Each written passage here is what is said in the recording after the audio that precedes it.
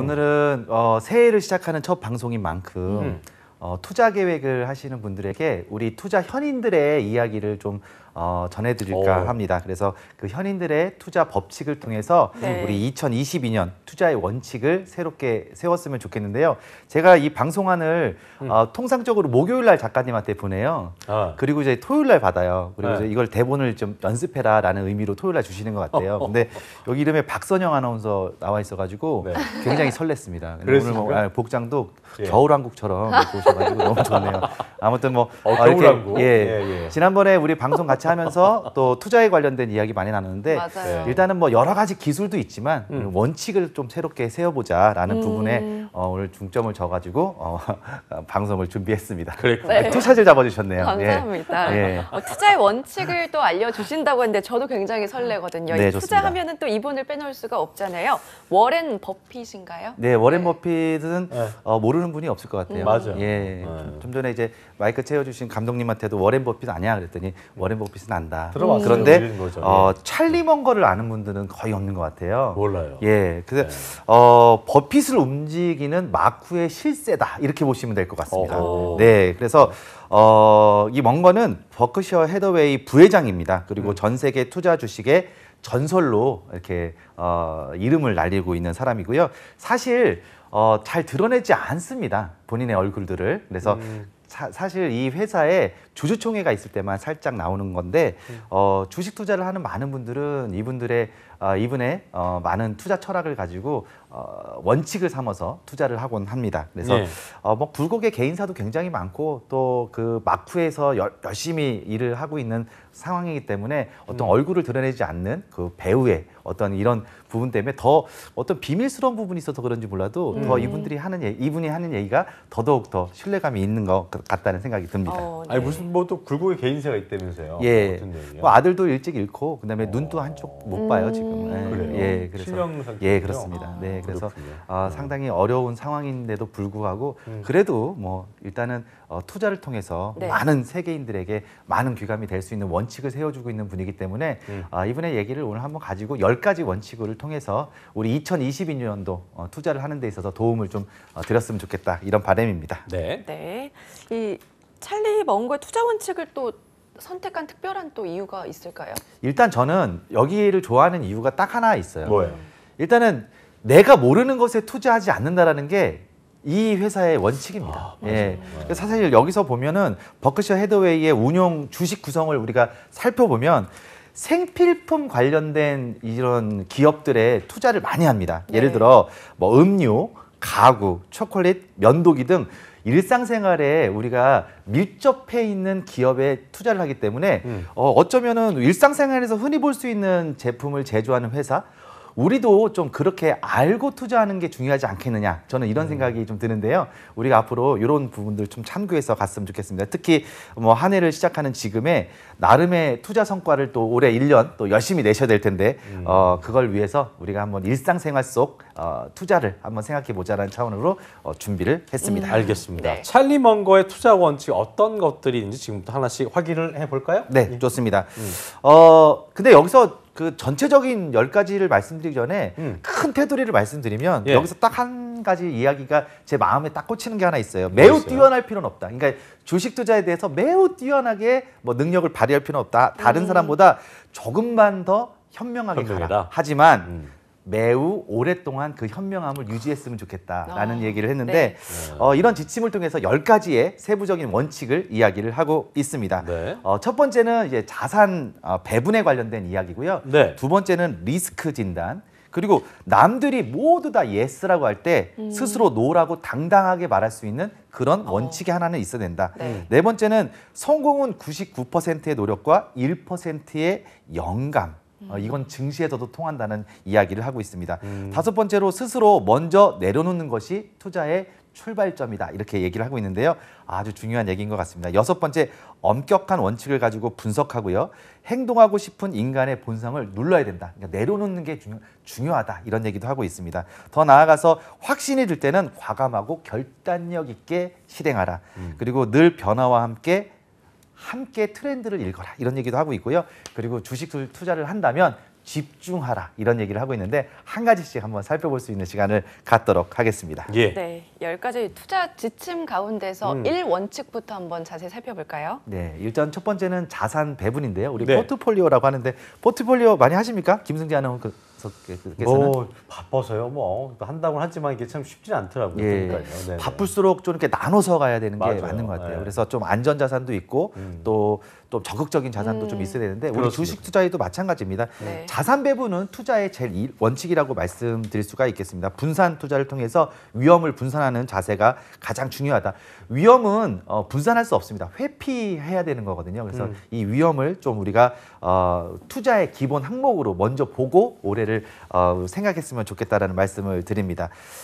분산 투자 이거 정말 올해는 잊지 않고 우리 투자의 원칙 중에 제일 1원칙으로 좀 세우고 갔으면 좋겠다. 맞아요. 이런 말씀을 드리고 싶습니다. 뭐 이런 투자 명언도 있다고 하더라고요. 달걀을 한 바구니에 담지 마라. 뭐 이런 얘기도 있다고 하는데 가장 중요한 기본을 저희가 알아봤고요. 네. 자, 두 번째 원칙입니다. 투자는 리스크 진단에서 시작하자인데 어떤 리스크를 얘기하는 건가요? 그 글로벌 금융위기 터지기 전에 사람들이 은행 주식이면 굉장히 좋고 안정적이라고 생각해서 맞아요. 2003년에서 2007년도까지 은행 주식을 그렇게 포트폴리오에 많이 담아놨었어요. 네. 그리고 뭐 수익성도 훌륭했고 사실 뭐 굉장히 좋았죠. 그런데 글로벌 금융위기가 2008년도에 오면서 은행주가 이게 안전하진 않다. 이게 그렇습니다. 무너지니까 한꺼번에 무너지고 정말 우리 자산에 큰 피해를 준다라는 것을 깨달았습니다. 예. 최근에도 이 시류가 그대로 이어지고 있는데 예. 뭐 NFT도 들어보셨을 거고 메타버스도 들어보셨을 거고 ESG도 들어보셨을 거고 여러 가지 기술주 같은 거 들어보셨을 텐데 네. 이런 것들 시류가 있어요. 이 시류가 있다고 해서 내 포트폴리오 전체를 다 들어가면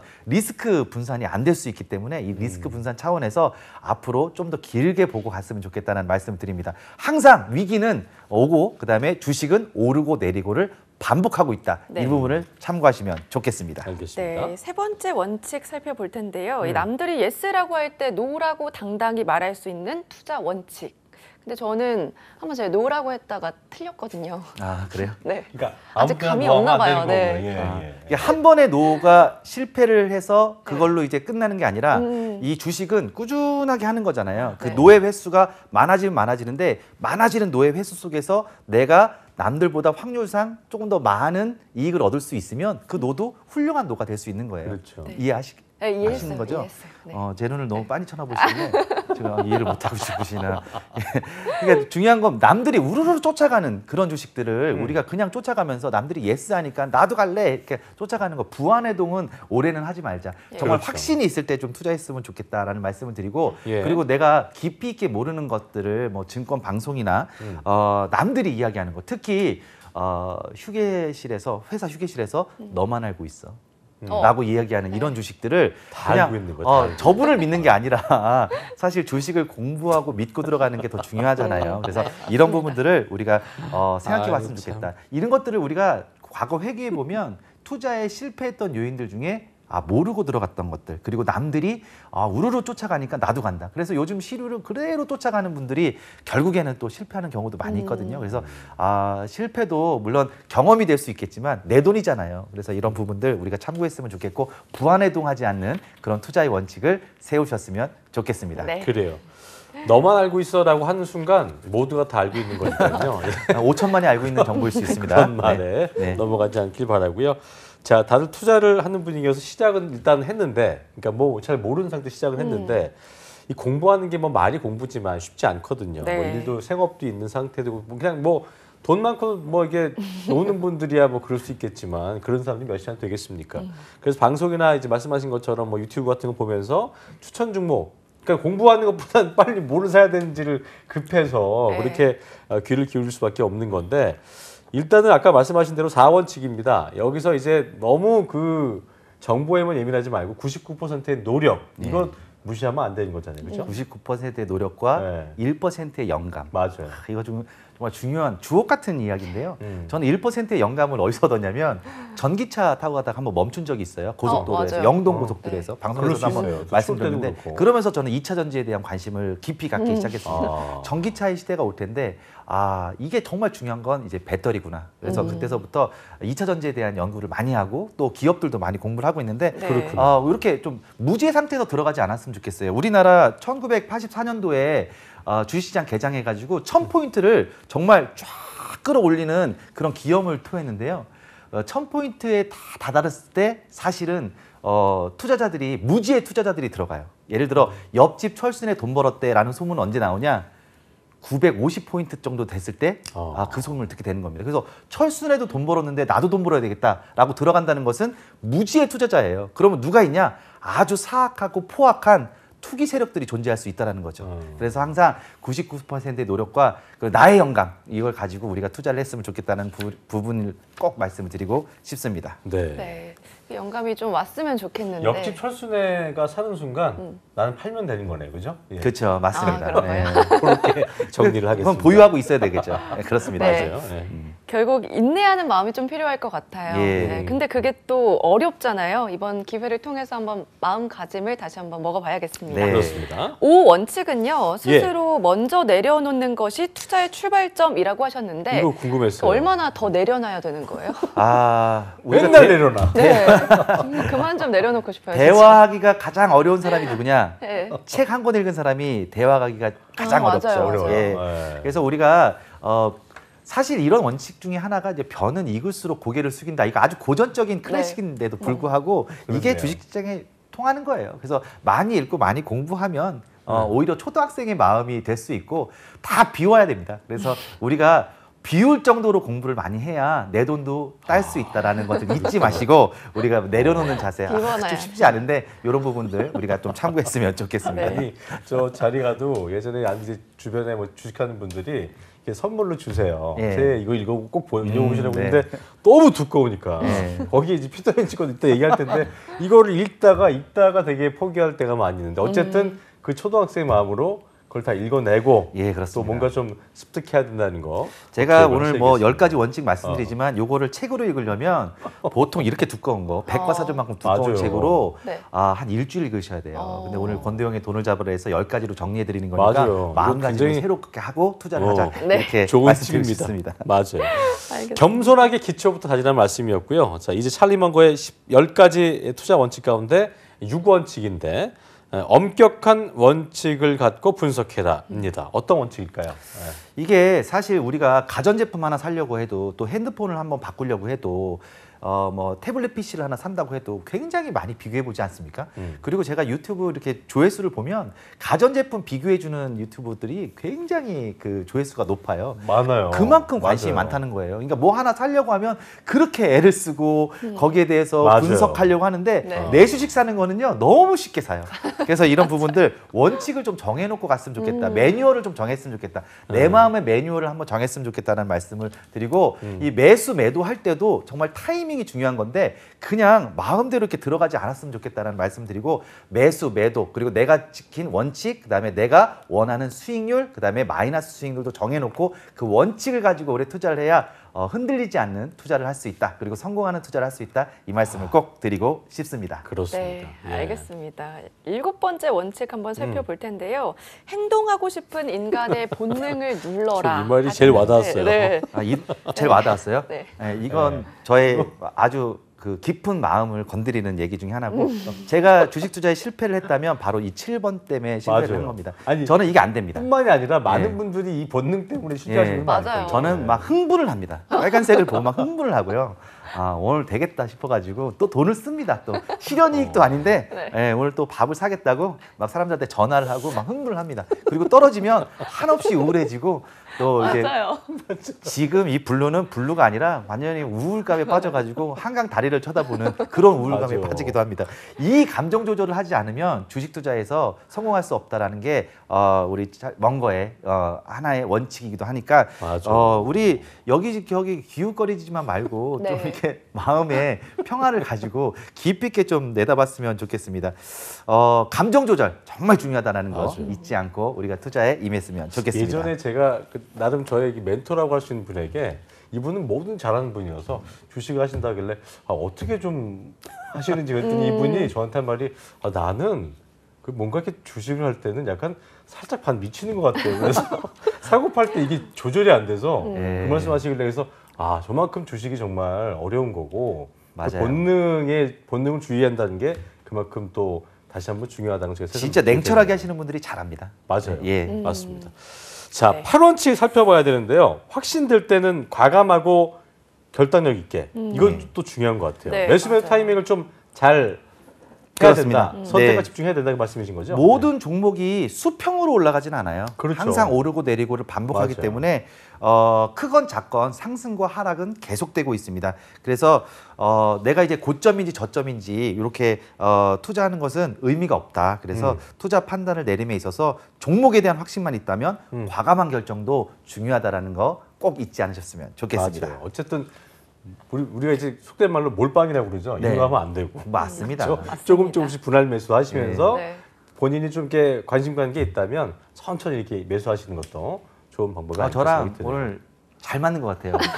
네, 아주 잘 받아주시니까 너무 좋은 것 같아요. 상처가 있나 봅니다. 오늘 좀 분위기가 너무 좋은데요. 오늘 갑자기. 예, 알겠습니다. 좋습니다.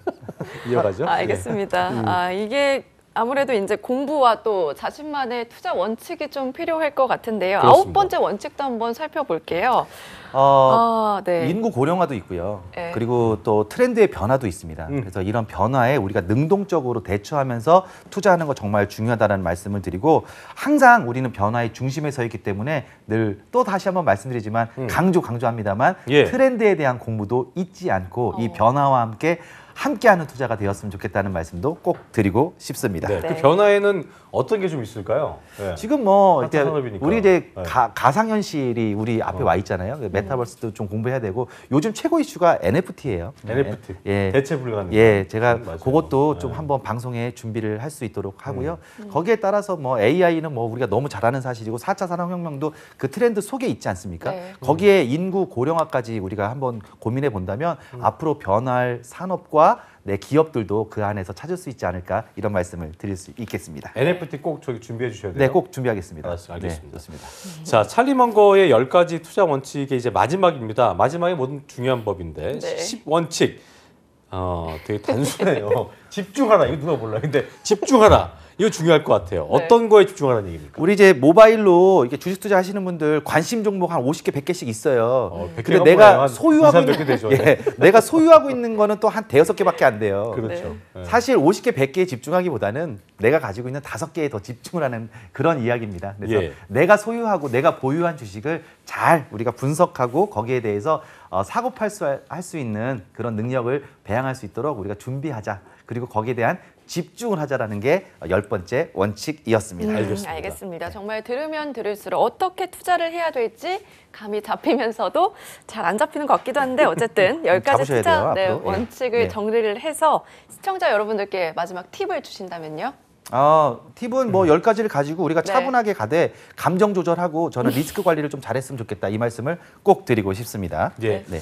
자, 이번에는 권 대표님께서 시간이 좀 남아 있기 때문에 네. 새로운 코너